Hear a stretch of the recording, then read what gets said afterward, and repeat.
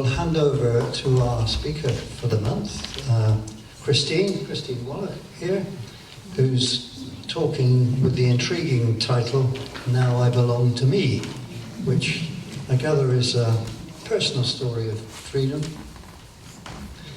Okay, Christine, over to you. Thank you.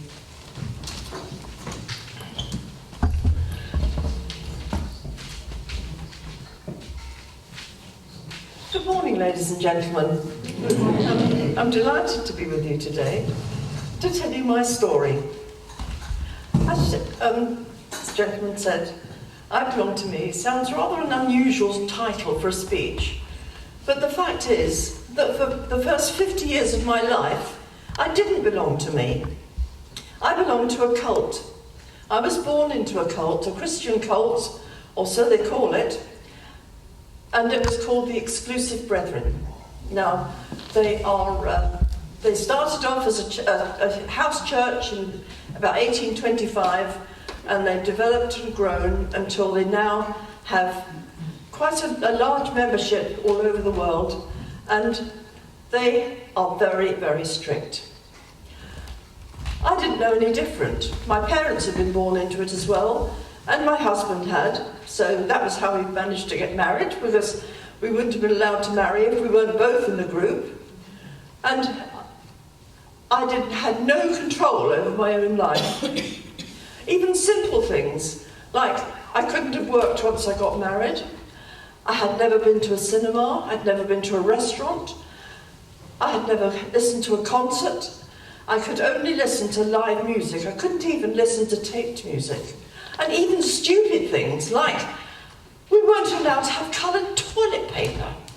We weren't allowed to grow roses in our gardens. Crazy things. We weren't allowed to go on a boat unless it was a ferry to go from A to B. You couldn't go on a boat trip. That was far too dangerous. And we weren't allowed to use contraceptives. So I finished up, once I got married at 22, with 7 children in 11 years. Now that was hard work. It was hard work, but not as hard a work as my younger sister, who had 10 children in a slightly larger period of time. So we all had large families. At one point, when I was about 25, I think, I had my second child, and we were invited to America for some special meetings. And she was six weeks old, and I left her in the care of my sister-in-law, and I went. The chance to go to America, when we weren't even allowed to go on holiday, was just too good to miss. So I left her and went. And I went on the aeroplane. We went on a jumbo jet, and in the pocket in front of where I was sitting, there was a magazine. Now, I'd never seen a worldly magazine before, and I browsed through this magazine, and I saw something that I thought might help me not to have another baby quite too soon. So when I got home, I thought I'd try it out. It worked. I had a 3-year gap.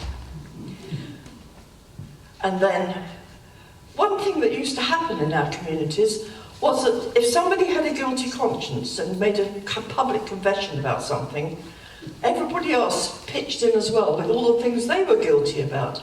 So we used to have these kind of confessional things. And I can remember having this surge of guilt about this medication I'd taken. And so I asked for the microphone, and I picked it up and I said, I'm ashamed to say that I used contraceptives for 6 months. In public, in front of everybody. My mother turned to me and said, Christine, I'm surprised at you. My mother was rather posh. And very shocked that her eldest daughter should do something so very sinful. And that came back to bite me later on, because when I finally had my 7th child and had to have an emergency hysterectomy very soon afterwards, the elders came and said to me, you know why that is, don't you? That's God's judgment on you for using a contraceptive. There you go. So that was the sort of life I lived. You can see I had no control over my life. My husband was amazing, and we belonged together. That's a different matter altogether, to having such control over your life that you're told what you can read and what you can't read. You can't watch television. If you watch television, you have to confess that as well. And we weren't allowed mobile phones or computers. So we lived a very isolated life within a community. That was fine when the children were small. They complied, they didn't know anything else, same as I didn't. But when they began to grow up, they were in an ordinary grammar school, and they saw other children having a lot more fun than they were. And so our boys particularly, I had three daughters, then 2 sons, then 2 more daughters. So the 2 boys were very close together in age, and they decided that life was very boring, and they wanted to do what other boys did. And when our eldest son was able to drive at 17, he and a group of other lads from other families in the community planned that they would go to the cinema. I think they'd sneaked off once or twice during school time, but I never managed to extricate that confession from them. But on these occasions, they decided that because we had our communion service at 6 o'clock on a Sunday morning, can you imagine getting 7 children out of bed and sitting in the community at 6 o'clock on Sunday morning looking respectable and properly dressed? It was very difficult. Used to get them to bed very early at night, so on Saturday night. So the boys decided this was an excellent idea to go to the midnight community, the midnight multiplex. So very useful drain pipe down out of their bedroom, down to the back garden, round the side gate, off to the cinema. But not only that, they would run a pick-up service. One of the boys would borrow their family minibus, because we all had minibuses, because we all had large children, large families. And one of them would come and pick everybody up and take them off to the cinema. We rumbled this in the end, because the elders found out and we were severely rebuked. The children weren't rebuked, it was my husband and I who were responsible, so we were the ones that were told off. But one time we decided we'd better go and find them. And there they were, my brother's minibus sitting in the car park. We didn't like to go into the multiplex, neither of us had ever been to a multiplex, so you couldn't charge into a pitch dark cinema and hoik them all out. These were grown children, 17-year-olds, my son was 6'7". It just wouldn't have worked. So we decided to go home and wait for them, which we did. They were severely rebuked, and we said, you must never do this again. Something really dreadful is going to happen if you do. And sure enough, a couple of weeks later, I heard the side gate creak, and off they went. I stayed up this time. I was furious. I tried to run after them, but I was in a night dress, and it was only 10 o'clock at night, and I couldn't really be seen on what was pretty much a main road in my nightie, when everybody was walking home from the pub and still buzzing around. So we waited up. We waited. And we waited. And they didn't come in till 4 o'clock. We found out many weeks later that time they didn't go to the cinema. They went to the snooker club. And the big difference between the cinema and the snooker club is that at the cinema, the bar closes when the film starts. At the snooker club, the bar is open all night. And they came home completely drunk, absolutely out of their heads. How my son was the driver this time, how he managed to drive home, I do not know. Except that being 6 or 7, he could take quite a lot of alcohol before it affected his functions too much. But we knew that by 6 o'clock in the morning, there was absolutely no hope of us getting these boys up and out to our communion service. So my husband, being the honest man he was, picked up the phone and phoned the elders and said, we won't be there today. We feel very, very ashamed that our boys have been out again. So we're going to absent ourselves from the communion service. Now, you never ever miss the communion service unless you had a good excuse.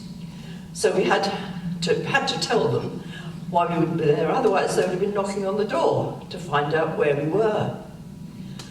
We waited. Some of the girls went to some of the later services in the day. Monday night we went to a meeting. Tuesday night, before my husband got home from work, I had a phone call from 2 of the elders. "Is Andrew home yet?" "No, he's not home yet. He'll be home in about half an hour." Half an hour, two elders marched down the road. They didn't park outside our house. Our house was defiled, so they wouldn't park out. They never ever parked outside our house. So they walked down the road. We lived in an ordinary street. We didn't live in a commune or anything like that. Knocked on the door. My husband went to the door and they said, "I'm sorry, Andrew, but your family is excluded from the church." That was it. No more contact with anybody we knew. Our whole lives changed in a twinkling of an eye. I had just spoken to my married daughter. Our second daughter was just married not that long ago with two little babies. And I said goodbye to her. And when they were on the doorstep, I said goodbye to my father. Said, "They're here. I don't know if we'll ever get back." Because that's how it was. We had a sort of feeling, had for a few months, that the elders were what you might call gunning for us. So our lives changed in that moment. We lost our whole social circle. I hardly knew anybody. I knew my next door neighbour on one side because they were elderly and I'd helped them out once or twice with little things like picking stuff up from the shops. And I knew the lady on the other side because we'd just said good morning when we hung the washing out. That was it. I didn't know anybody else outside of the community, apart from the doctor and people like that, of course. So we felt as if we fell into a big black hole. We had 6 children living at home and 1 daughter married. Our eldest daughter and the third daughter left the house to go and live with other people, with family members, because they wanted to be back with the church and they felt that if they went back, it was much more likely that we would be re-included again. And of course it was all our lives. You might think, perhaps it was an escape. Well, in one sense it was, but we didn't see it like that at the time, because we were so focused and embroiled in what was going on that we were completely blinkered. I think you would probably call it brainwashed. Anyway, our younger 2 daughters decided that they would like to go back as well. They both had secret boyfriends. You weren't supposed to have a boyfriend. You weren't supposed to form an alliance until you were ready to get married and could get married within a month or 6 weeks. So no formal boyfriends were allowed. But of course that doesn't stop young people linking up, does it? So these 2 girls both had boyfriends. They're only 15 and 13, mind you. And they wrote to the elders and said, "Please can we come back?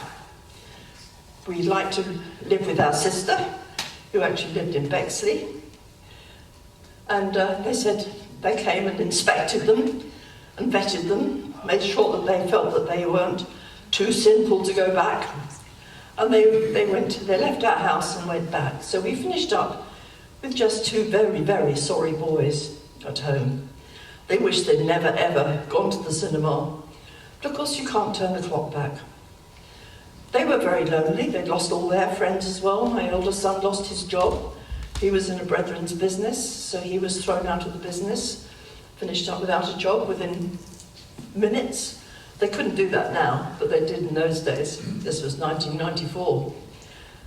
And we finished up a very, very lonely family, watching our friends go past to the meeting room and having nothing to do, apart from entertaining every weekend 20 to 30 people, dinner or tea, to nothing, absolutely nothing in our lives.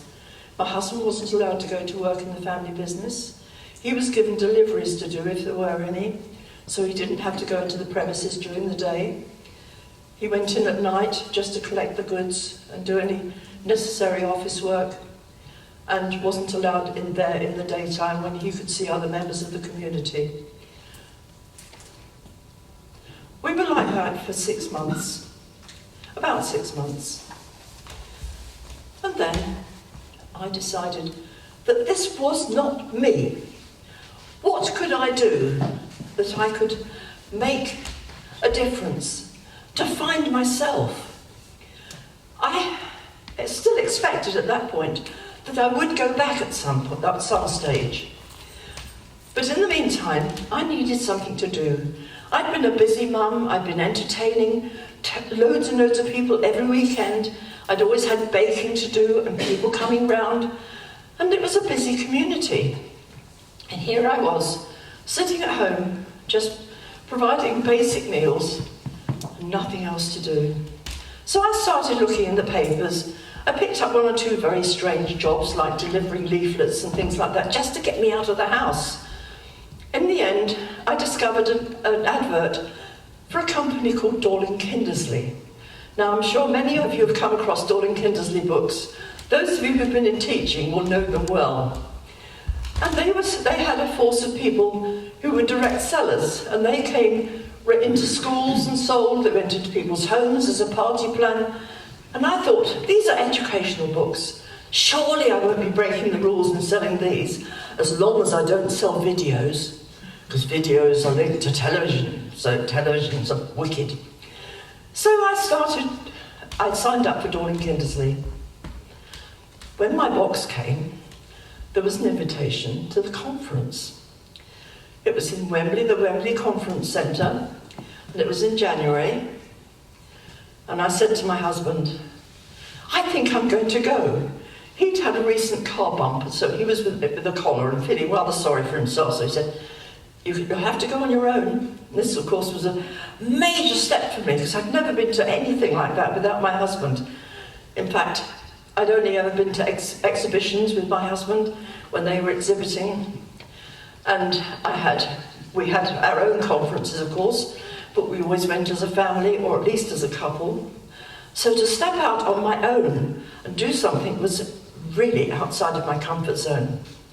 I went up the steps of the conference centre. I must have looked a funny sight, because in those days I had my hair down my back so I could sit on it. I had to have a headscarf tied over the back to cover my head so the angels saw that I was a Christian and would look after me, and an anorak on. And I had my sandwiches in my pocket, because we weren't allowed to eat with worldly people. So I was all kitted out, got to the top of the steps, and here were all these people, all dressed up in really nice clothes, chatting away, telling everybody where they'd been and what they'd been doing. I felt like a fly on the wall. I didn't feel as if anybody even saw me. So I went across to the desk and signed in, and disappeared in the direction of the auditorium. Went and sat right up the back, out of the way. The first thing that happened was that a man came and sat next to me. It's the first time I'd sat next to a strange man in my life. Oh, dear. But he was very friendly. He didn't try to stoke my leg or anything, because I'd always been told that anybody that wasn't in the Brethren was a really bad man, you know. You never knew what to expect of them. But he was very friendly, nice man. And I sat there and watched everybody file in.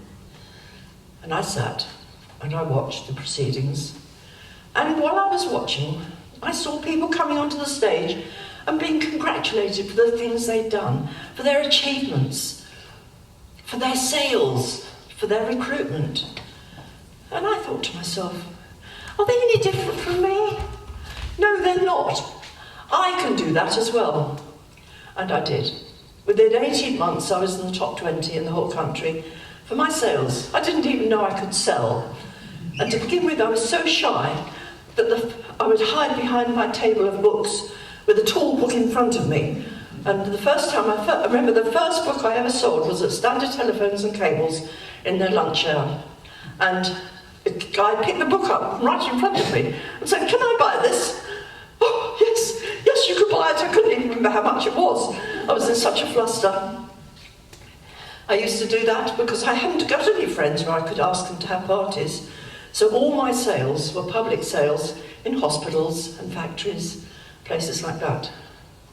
But at the same time as I was setting my business up, disaster had struck our family. Our elder son, who now we know suffered from ADHD and had really struggled at school. We had very clever children, but this one, although he was very clever in some aspects, he could draw the coast of South Africa from memory by the time he was 6, and the coast of England, and name all the rivers. But he didn't like school. He couldn't sit still. he got up to mischief. He was tall, so if there was any mischief going on, it was always him that was identified. So he was always in scrapes. He struggled with his O-levels, and so he hadn't got as far as most of his friends who'd gone on to university when they did their A-levels. But Neil was stuck at home, bored, lost his job, got into bad company in the village where we lived, started taking cannabis. Within a very short time, he was a heroin addict. That was devastating to us. To begin with, I had no idea what was the matter with him. I thought he'd become schizophrenic because his mood swings were so huge. And I knew there had been mental instability in the family. My grandma and my father had had nervous breakdowns. My grandma had spent many years in an asylum. And I just thought it was that. But gradually, we began to realise what was going on when he started stealing from us for money. And eventually, in the April, he and his brother had an argument and he stabbed him, his younger brother. Mercifully, not seriously, but bad enough for us to have to call an ambulance. And of course the police arrived and Neil ran away. Ran and hid. We lived in a small village. For 2 days we had the police with police dogs roaming the village and a police car sitting outside our house with a policeman inside the house in case he came back. And at night the helicopters would be out with their headlights, their searchlights on. Can you imagine the embarrassment of that to what the villagers perceived us as a Christian family? It was a dreadful feeling, dreadful feeling. Eventually, he phoned up and said, "Mum, I don't want to be cut off from the family for the rest of my life. What can I do?" I said, "Give yourself up, son. Give yourself up to your probation officer and talk to her." And he was taken into custody. He spent 10 weeks in Felton, which was the Young Offenders Institute in Staines, I think it was. And I visited him every day. I'd do my book sales, and I'd belt round the M25. I was living in Hertfordshire. Even if I just got 10 minutes with him, every single day. Because he was on the hospital wing, because they felt he was so sick mentally that he couldn't be on an ordinary wing, they let me see him every day. Eventually he came out, but we struggled with him for 12 years. 12 dreadful long years, when he tried to commit suicide twice, he was stealing, he finished up in prison about 6 or 7 times. Eventually, he was living with a girlfriend who was also a heroin addict. It was a wretched situation. We didn't give him money, we bought food for them, but eventually they conceived a child. And he came to us and said, "Mum, I don't know what to do. I'm not a fit person to be a father. Our house isn't a fit house to bring a baby into.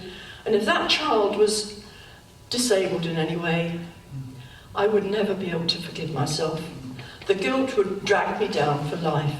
I feel bad enough. My guilt is so heavy about what I've done to our family in losing everybody. If I had that as well, I just wouldn't be able to live with myself." He'd hit rock bottom. And if any of you have ever had this experience, you have to wait for that moment when they really hit rock bottom and ask for help. There's no way you can help them until that happens. He came to us and said, what can I do? So I took him to the doctors and they put him with a consultant, and eventually after 8 months wait, we got him into the Maudsley Hospital for a detox, 1 week. We'd had to wait because he was living at home and anybody that was found on the streets were put in ahead of him. During those eight months, he had lost his nerve just from stealing. His Christian upbringing came to the fore in that time, and he said, "I cannot steal from people anymore, Mum." And so we remortgaged our house and funded him with about £100 a day for his habit. We've never recovered from that outlay, but we have our son. He recovered completely in the end. But the Maudsleys didn't help very much because they only kept him for a week, and then they phoned me up. He was due to go into a house, a detox house for a year after he came out of the Maudsley. But they phoned me up on the Friday afternoon. He was due to go in on the Monday. They could have kept him over the weekend. They said, Neil is fine. He has stopped taking heroin. He is clean. And I thought, he can't possibly be clean in 5-6 days. We're sending him home on the train. We'll give him the money. I said, please don't. Please keep him there until I can come and pick him up. I'll leave straight away. We were living in North London, so it would take me about an hour. Oh, he's ready to go. He's going now. What did he do? Went to Boughts and found somebody to buy some more drugs and jumped the train. He arrived home, but he got home to rather a shock. His girlfriend we had paid for to be detoxed privately in a detox centre in Ealing. And I said to him, right, collect your bags together. We're going down to Minehead for the weekend, to Butlins. Now, I'd never been to Butlins in my life before, and I wasn't that keen to go, to be perfectly honest. We had been sort of private guest house people in the days when we were allowed to go on holiday. I'd never been to anywhere like Butlins in my life. I picked the girlfriend up and went down there for a mad weekend. I never knew whether it was day or night or what was happening because they slept at all odd hours. Came back on the Monday, dropped him off at the home, and it's all his stuff. Said goodbye to him and said we weren't allowed to see him for I think it was 6 weeks or something, and he wasn't allowed to even speak to us in that time. Within 24 hours, he was on the phone. How did you get to the phone? I climbed over the wall. No problem. Within a fortnight, he'd left and come home. And Mum, I could not stand it. It was so religious. We had to sing hymns. We had to pray in a group. I couldn't stand it. It was so much like my previous life. So that was the end of that. But gradually, he climbed the slope, and he is now completely fit and well. He's the most wonderful son. When I lost my husband 2 years ago, he was my mainstay. He stayed with me for 3 months. I had surgery for my hip just after my husband was taken. He sat with me, he visited me in hospital. When he heard me crying in the night, he was the one that came in and sat with his arms around me for hours at night. Amazing. Such a victory. But in the meantime, here was I with a business humming along. I went to all sorts of amazing places. The first thing that happened was that I was invited, after 2 years, to a black tie event. Black ties. I had no idea what a black tie event was even. I had to go and ask my neighbour what I was supposed to wear, what happened. So she said, well, you'll have a really nice meal, but you need to dress up a bit. So either go find yourself a cocktail dress, a really nice dress, or a long dress or whatever. Send Andrew along to the men's outfitters. They'll fit him up with what he needs. So I did that. He looked very dashing. He was 6'2". He was a very handsome man in his posh suit. But I didn't know what to do because I was still long hair, no makeup, no earrings, nothing. So the first thing I did was go and visit a hairdresser that I knew. He was also a hair specialist. His father was a trichologist, which is a hair doctor. I have a daughter who's got alopecia. My eldest daughter hasn't had any hair since she was 8 years old, so she wears a wig. And we talked to him about her and about the rest of the family, and he'd put us in touch with his son, who was this hairdresser, in case we needed any further help, which of course we had to ask permission for, because you weren't supposed to go to the hairdresser. You weren't even supposed to cut your hair, let alone have it done by a hairdresser. So I walked in the door and I said to him, Robert, hello, I've come to have my hair cut. And he looked at me in blank amazement. He was a Jewish lad, so he knew about rules and regulations. And he said to me, Christine, are you sure? Does Andrew know about this? And I'm afraid I lied. I said, oh yes, he's quite happy about it. He didn't even know I was there. He hadn't even any idea that I had a plan to do this. I think one of my scariest moments is when I stood up out of that chair with my hair, which had been down below well below my waist, all on the floor, and me with short hair. Couldn't put it back. That was it. I felt marvellous. So the same day I took myself off to John Lewis's. That was the only department store I knew where they sold makeup. I walked into the makeup department.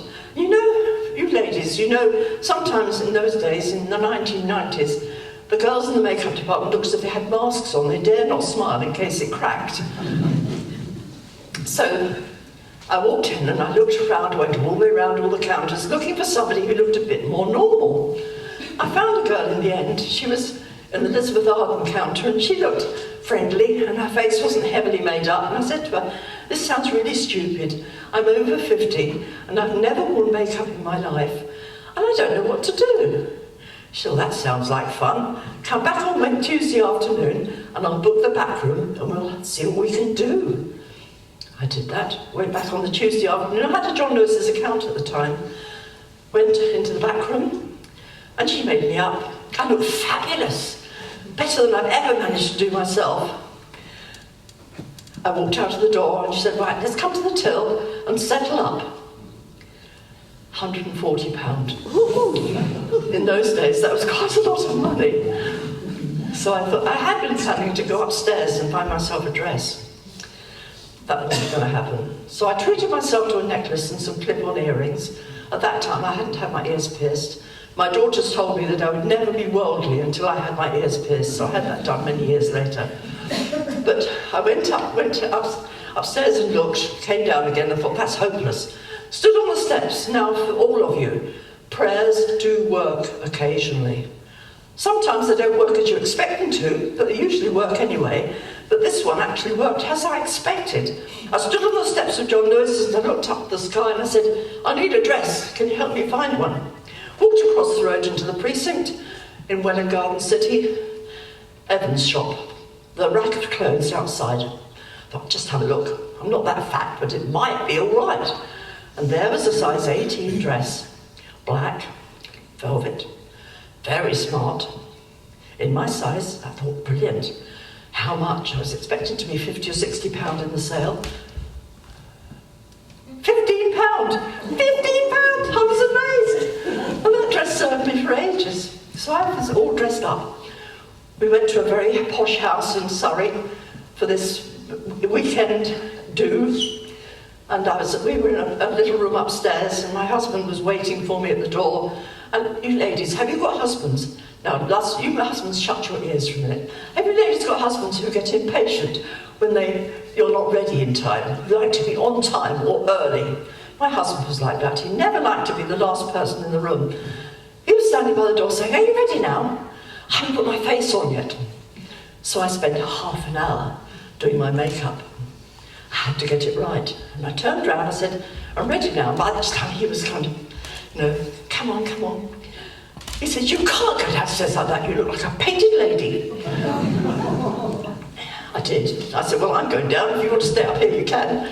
But we went down and we had a marvellous time. And I've had so many times since that where my hard work and our hard work, because my husband joined me in the business, finished up getting rewarded by trips to Barcelona, Venice, Rome, Cyprus, all over the place, America.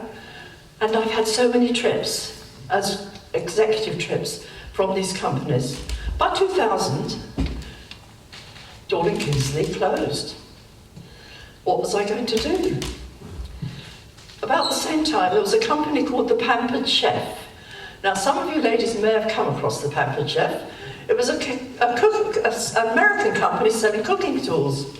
And so they invited me to join, to step away from Dorling Kindersley. So I did. They paid me to begin with. I got a trip to Paris out of it because my sales were high. And I was with the Pampered Chef for 13 years. Lots more travel, lots more sales, lots more experience. And that's how I became a speaker. Because with Pampered Chef, you had to demonstrate and talk about what you were doing and then present the cooked recipe for people to eat. So I had to talk, which I didn't have to do with Dorling Kindersley. The books were so beautiful that you just put them out and chatted to people individually. But here I had to speak to an audience. I was in Yorkshire by this time. We'd moved to Yorkshire to try and drag our son out of the East End of London where he was buying his drugs. It worked. He moved up to be with us in a couple of years. He still lives up there. But people would say to me in the end, Christine, don't bother selling us stuff. Just come and talk. We want to know your story. So that's how I came to be doing what I'm doing for you today. Eventually, I widened my interests from doing just the cooking for my business, one business, and started a tea room. That's another story entirely. I got mixed up with a crook who stitched us up when it came to running the tea room and kicked us out after the first year when we'd got it all running up and running. Said he wanted to do it himself. So that was tough. I'd worked with the Chamber of Commerce to get a contract drawn up, but he never signed it. At the end of a year, he said, I haven't signed the contract, you're out. So we started another one. In the meantime, one thing I didn't tell you was, I wasn't allowed to go on to sixth form. I wasn't allowed to go to university. I wanted to become a teacher. That was another part of my life that was controlled. By this time, I was feeling much more like me. And I decided that if I was going to run a tea room, I needed to learn quite a lot. So at 63, I went back to university. I was living in Yorkshire. I went to Leeds Metropolitan, which isn't the proper Leeds red brick university, but I got a degree there. 63, 64, I passed out with a BSc honours degree. Not bad going. It was an industrial degree, which actually qualifies me to be an environmental health officer. Not that I've ever used it, but it meant I could argue with him, the environmental health officer, if I didn't agree with him. And it meant that I knew what I was doing. So I ran my business. I ran the new business. We delivered to people in Yorkshire who were coming in on holiday, meals, bread, cakes, everything they wanted, until Tesco started in 2008, started doing deliveries. And our business imploded almost immediately. So we finished up catering for weddings, doing the odd buffet, that sort of thing, and running the tea room. My second son, in the meantime, had survived all this. He went to university, but he struggled. He was terribly homesick, and he just finished up with a diploma. He didn't finish his third year at uni. And he was working. He was working very hard, working for Warburton's, the bread people. And all of a sudden, he had a massive breakdown, a massive psychological breakdown. He was sectioned. And he's been sectioned 3 times. And the third time, the doctor said to us, what has happened to this boy? Why is he like this? I want you to write down everything that's happened from his childhood. I gave him about 6 pages of what had happened. He said, that's why he's as he is. This is a delayed reaction to all that cruelty that he's experienced. Because they would come and visit the boys and have them sitting there for hours on end, just looking at them, waiting for them to confess things. The elders would, one at a time, no parents allowed in. And I remember one time very vividly when my younger son, who was a very clever boy actually, he would have gone to Oxford or Cambridge, but obviously everything fell apart and our lives changed. But he came bursting out of the room and said, Mum, I don't know what they're trying to get me to say. I don't know, haven't a clue what they're talking about. And he went upstairs and he came down the next day. I'd heard him calling out in the night. He said, Mum, they told me I'm going to hell because I can't find anything to confess about. And I sat with that 16-year-old boy on the back doorstep all day trying to convince him that he wasn't going to hell. They were wrong. But it obviously built up inside him until it burst out in this massive breakdown. I wet buckets seeing that boy go into the ambulance, go to the mental hospital. It was a dreadful experience. The third time, after we'd seen the consultant and he was much better again and he was going home, we just got him home and settled. It was November, end of November 2013 I think it was, or 2012 perhaps. And I got a letter from the hospital. The hospital said, we would like to see you at the York Breast Care Centre. You had a mammogram 3 years ago, and you had another one 2 or 3 months ago, and we've noticed a discrepancy.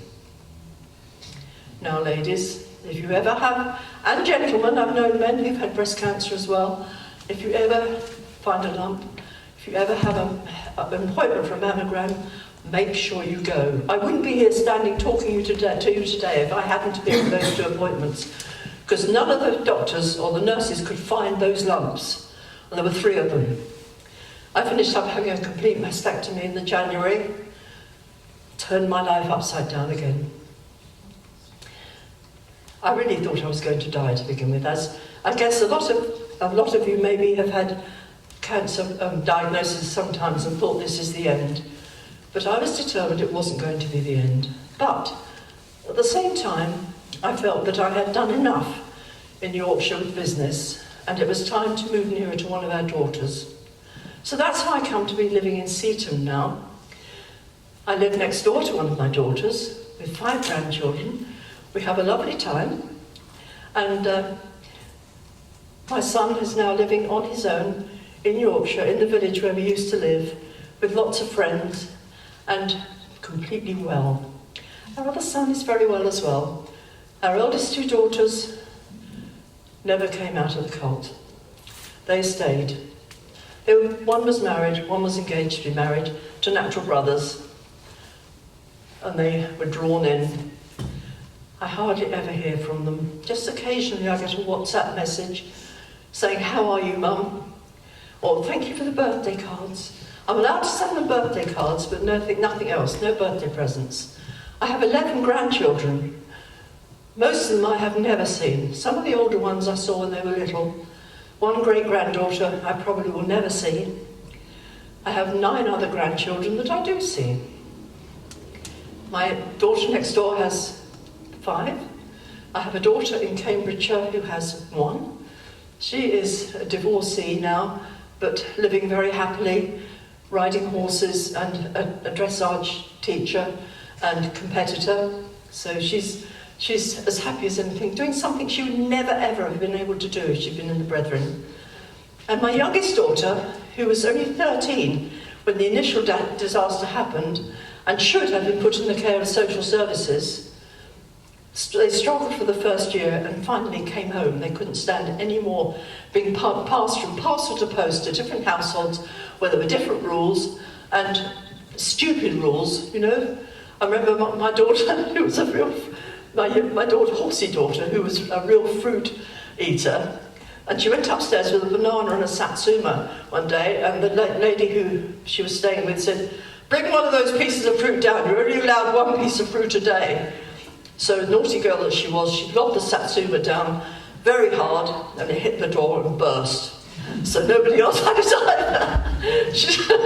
That's that sort of spirit she's got. She's amazing. My youngest daughter was only 13, and she had been impacted really badly, both with that and by the fact that previously, when she was 9 years old, we had been confined again for a week due to my ADHD son having done something at school that wasn't approved on. He was suspended for a week, and the Brethren shunned us then. And we all had to leave, but my husband and I and our son had to leave the community meeting room like this, to get up and walk out the door and leave this little 9-year-old girl sitting there. She thought she was never going to see us again. My mum went round and sat with her, but she never ever forgot that experience of seeing Mummy and Daddy walking out the door and not knowing whether they'd ever come back. So she felt she had to get away from the whole thing. She now lives in Perth, Australia, with her husband and 3 boys, very happy. Not quite so happy at the moment because of that Aborigine decision, because she's very supportive of Aborigines. She works at the university, works with a lot of Aborigine young people. And I expect some of you have seen what happened recently in Australia about the Aborigines and the fact that they've not been included in government decisions. She was furious. I talked to her 10 days ago. But they're all happy and settled. Even our married daughters in the Brethren are still happy. They don't know anything else. They think they're doing the right thing. They think I'm the bad one because I've left. They've tried to get me back when Andrew was taken 2 years ago. They pleaded with me to come back. We'll look after you, Mum. But now I belong to me. I don't belong to a cult anymore. I belong to me, and I make my own decisions. I mourn my husband because he died of COVID very, very suddenly. From being a perfectly fit man, as fit as anybody in this room, a cricket umpire out there umpiring at weekends, within a month he was gone. He got pneumonia with his COVID, gone in 5 days. Terrible shock. But life goes on. Somebody asked me yesterday to speak about health. And I thought, goodness me, I'm a fine person to ask about health, with a hand bandaged up and hobbling with a stick. And I said, don't worry about your health, overcome it. If you sit there wondering about what you're going to do about your health and feeling ill, you're never going to be able to enjoy life again. If you feel you have health problems, fight them. Stand up straight and say, I can manage this, I can keep going, whatever my health throws at me. And that's been my attitude, and I think that's why I got over my breast cancer so quickly. I've had 3 joint operations. I have this now. I have a shoulder to be done. Who cares? I'm still out here talking and loving meeting people. So my life belongs to me now. It doesn't belong to anybody else, and it never will again. So I feel I'd like to encourage anybody else who has been in bondage to anything. It could be anything. It could be a job that you feel has encompassed your life and sucked you in so that you have no freedom of choice. It could be all sorts of relationships. Break free. Take control of your own life and say, I belong to me, only me. Thank you.